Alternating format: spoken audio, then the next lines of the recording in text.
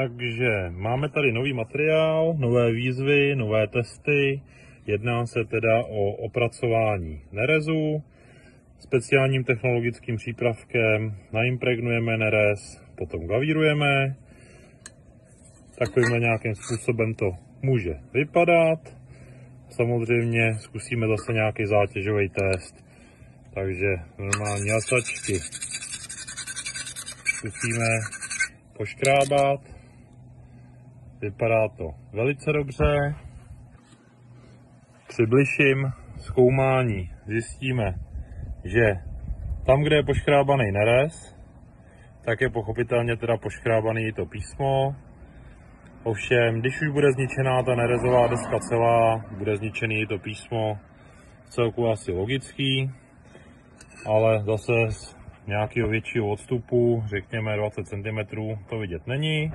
Takže za mě úplně v pohodě, a když už vám někdo zničí tu nerezovou desku poškrábáním, ty škrábance jsou pochopitelně vidět i na tom nerezu, už se opravdu jedná o nějaký hluboký škrábance.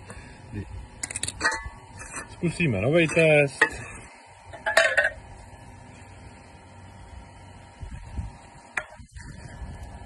Jestli se nám povede v tomhle větru zapálit.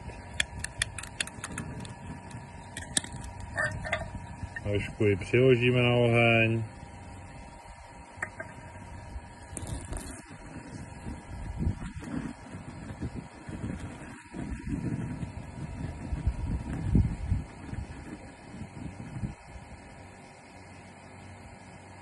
Takže až na to, že to je strašně horký, žádný známky poničení, spálení, spíš bude fialovět ten nerez, než aby se jakýmkoliv způsobem poničilo to písmo. Zase vidíme škrábance, na nerezu jsou, tady je to písmo docela v pohodě, na písmenu A, N už vidíme, že samozřejmě jsme to odrbali, ale dalo by se říct, že vlastně i s tím nerezem. Ještě zkusíme tlakovou vodu, natočíme.